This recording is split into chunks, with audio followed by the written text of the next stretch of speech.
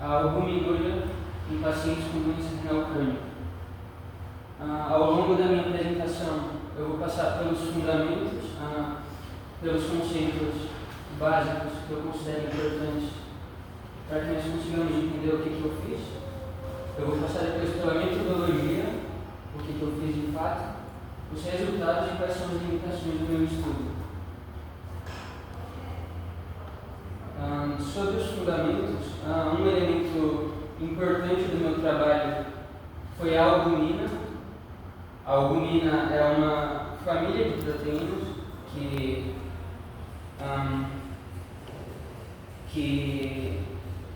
é encontrada em várias espécies e no humano também.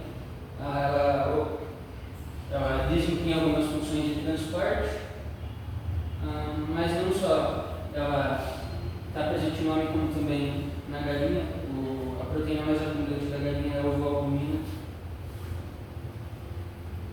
Outro elemento importante são os rins, que são esse par de órgãos responsáveis pela filtração do sangue. Então, eles deixam passar para a urina as substâncias que são indesejadas no corpo, que seriam maléficas se ficassem, e ela deixa retidas as substâncias que são importantes. Essa é a função dos rins. A albuminúria é quando a albumina que eu citei, ao invés de ela ser retida, que é o que devia acontecer e é o que acontece em pessoas saudáveis, quando ela, no lugar disso, passa para a urina. Uma quantidade pequena é normal que passe, e para isso você tem que colocar uma classificação A1, que é a normal albuminúria, quando quantidade normal ou um pouquinho só elevada acontece. A2, que é microalbuminúria, quando um pouquinho mais escapa para o xixi. E A3, que é quando uma quantidade relativamente maior passa para a urina de albumina. A taxa de filtração glomerular é a taxa segundo a qual o néfron, então isso aqui é uma cama de capilares, é onde passa o sangue, e aqui tem o túbulo renal, que é o que faz a filtração. Então a filtração é essa passagem, que é essa primeira setinha aqui, do sangue para o túbulo, e a taxa com que isso acontece é a taxa de filtração glomerular. A doença renal crônica, então, é quando simultaneamente, ao mesmo tempo, você observa uma alteração funcional ou estrutural nos rins. 2, quando você percebe que isso dura mais do que 3 meses. E 3, quando isso impacta a saúde negativamente. Quando você tem essas 3 coisas acontecendo simultaneamente, você tem um caso de doença renal crônica. E para fechar essa parte dos fundamentos, eu vou citar um acontecimento, um evento que acontece e que é importante, que é o ciclo que diz respeito à maneira como a albuminúria tanto leva à aceleração da piora da doença renal crônica, como a doença renal crônica leva ao aumento da albuminúria. E isso é importante porque explica 2 coisas do meu trabalho. Explica um dos motivos do estudo. Então, como a albuminúria aumentada faz a doença renal crônica piorar mais rápido, é interessante que nós estudemos quais fatores estão associados com a albuminúria, porque assim nós entendemos melhor o jeito de fazer com que ela diminua a albuminúria. E 2, ela explica por que se fez o pareamento, que eu vou falar mais adiante. Porque o estágio da doença renal crônica leva à albuminúria. Se eu não fizesse o pareamento, eu não saberia o que levou à albuminúria. Se foi o estágio da DRC, doença renal crônica, ou se foi o nutriente, que é o que eu vou estudar. Sobre a metodologia, então, nós nos dispomos de um banco de dados da coorte Progredir, que contemplou pessoas com doença renal crônica que não faziam diálise e que tinham 30 anos ou mais e 2 exames de creatinina pelo menos do ambulatório do Hospital das Clínicas. Dos critérios de exclusão nós tínhamos uma quantidade considerável de critérios, um deles foi o transplante de rim, e dessas pessoas se coletou sangue, urina, alguns dados foram autorreferidos, outros foram por formulário e algumas medidas antropométricas foram coletadas também. Eu vou me focar agora no formulário que foi bastante importante para o meu estudo, que foi o QFA, o Questionário de Frequência Alimentar, do estudo ELSA Brasil, porque o meu estudo ele foca nos nutrientes e como que eu consegui os dados de alimentação dos pacientes. Foi com o QFA. O QFA é esse formulário, que você tem vários alimentos nas colunas, e aí o paciente fala com que frequência ele consome. Aí tem as opções, tem a medida de referência, quantas colheres de sopa de aveia você come com que frequência? Ele vai responder 2 vezes por semana, 1 vez por mês. E daí nós tiramos o dado de consumo médio, fazendo divisão simples. Os dados do consumo de alimentos foram coletados dessa maneira, e os dados do consumo de nutrientes, não de alimentos, foi feito da seguinte maneira: nós pegamos esses de alimentos e nós usamos as tabelas de conversão do Departamento de Agricultura dos Estados Unidos, ou então a TACA, a brasileira. Com os dados dessas pessoas, nós fizemos um estudo caso-controle, nós montamos 2 grupos, um grupo caso, que é o das pessoas com macroalbuminúria, com bastante albumina escapando para a urina, e outro grupo, o controle, que é a gente com normoalbuminúria. Cada um desses grupos teve 80 pessoas, e o pareamento que eles queriam explicar mais adiante, ele está aqui. O que significa o pareamento? Significa que para cada indivíduo do grupo controle, um indivíduo do grupo caso tinha a taxa de filtração glomerular muito parecida. E o intuito disso é para que se tirasse o efeito da taxa de filtração glomerular no estudo da associação entre os nutrientes e a albuminúria. Sobre a estatística, que é uma parte que foi interessante do meu trabalho, apesar de ser relativamente simples. Os testes principais para se verificar a diferença entre os 2 grupos foram o teste ANOVA de Welch e o bootstrapping da diferença de médias sobre as quais eu vou falar mais a seguir também. Sendo que a hipótese nula desses 2 testes é que as médias populacionais dos 2 grupos são iguais. As hipóteses servem sempre para as medidas populacionais, não nos testes. E a hipótese alternativa é que as médias entre os 2 grupos são diferentes.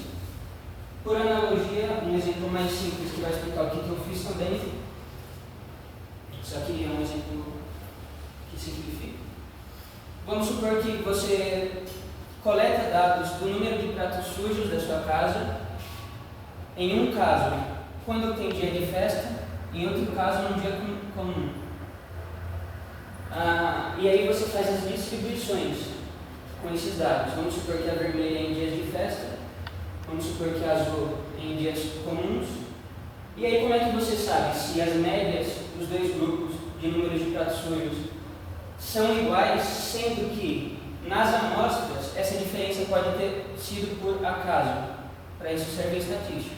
Você vê se na população, não na amostra, as médias são diferentes. Então nós fizemos uma escolha, só que o principal foi a ANOVA de Welch, que resulta no valor P. A ANOVA de Welch é diferente da ANOVA convencional de Fisher, porque ela leva em consideração as variâncias das amostras para calcular os graus de liberdade, também chama ANOVA de Welch do Satterwhite, como é de Fisher. Outra coisa foram os bootstrappings, que dão intervalo de confiança da diferença de médias, e do eta quadrado. O eta quadrado é importante porque ele dá tamanho de efeito prático, e não só diferença. Tá bom que é diferente, mas qual que é o efeito prático disso? Para isso nós usamos o eta quadrado. E o que é o bootstrapping? O bootstrapping, eu vou dar outro exemplo agora, que não tem a ver muito com o que eu fiz, só que explica o que é o bootstrapping. Vamos supor que você queira saber qual que é o consumo de sódio da população de São Paulo. você não consegue pegar os dados de todo mundo de São Paulo, então você pega uma amostra. Vamos supor que você pega uma amostra bem pequena aqui, de 5 pessoas, como está na imagem. Com os dados da amostra fica difícil saber porque o dado de consumo médio de soja da amostra pode ter sido por acaso. E como é que você sabe o da população? Um dos métodos é o bootstrapping. Então você faz reamostragens com base nessa amostra original. Você pega 5 indivíduos daqui com reposição e você faz várias reamostragens. Cada reamostragem tem uma média e você faz a distribuição das médias das reamostragens. E aí um método simples de você estabelecer um intervalo de confiança é você jogar o percentil 2,5 daqui para fora, joga o 2,5 daqui para fora e você tem um intervalo de 95% de confiança. Dos resultados. Então, considerando os testes que nós fizemos com os consumos de micronutrientes, com os consumos de macronutrientes, de energia, do consumo de alimentos, considerando essas 3 dimensões, nós só observamos diferença significativa entre os grupos caso e controle para ferro e cobre, que foram mais consumidos no grupo caso do que no controle, e para a riboflavina, que é a vitamina B2, e para o licopeno, que foram mais consumidos com significância estatística no grupo controle, riboflavina e licopeno. Dos alimentos, só o consumo de leite, que é diferente dos grupos. Sobre as limitações do estudo, então, que é uma parte que é importante porque ele meio que reflete, segundo a minha interpretação, o próprio processo da ciência, que é mais ou menos você faz o seu melhor para construir o seu trabalho, você faz o seu melhor para ele ficar o mais rigoroso possível, e depois você faz o seu melhor também para identificar todos os pontos de vulnerabilidade dele. E você espera que os seus parceiros da ciência façam a mesma coisa com o seu trabalho.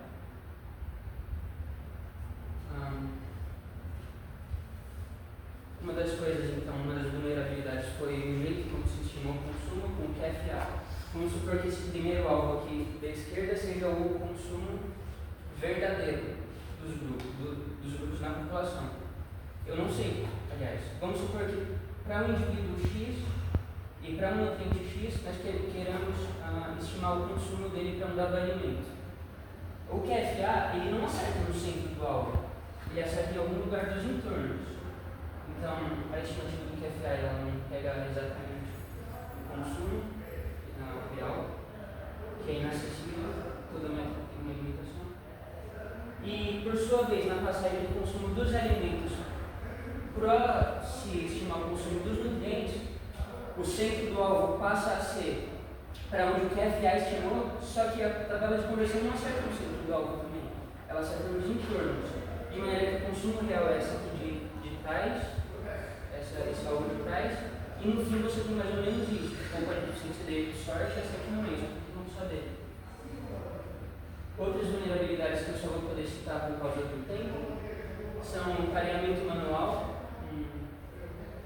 que permite alguns vieses, o desenho do estudo foi transversal, então não se consegue saber causalidade, mas sim associação, e a ausência de covariáveis. E esse é o último slide, que é o que eu considero ser o protagonista no trabalho, que é incerteza, e com essa incerteza você tem que fazer os seus estudos, você tem que analisar o que é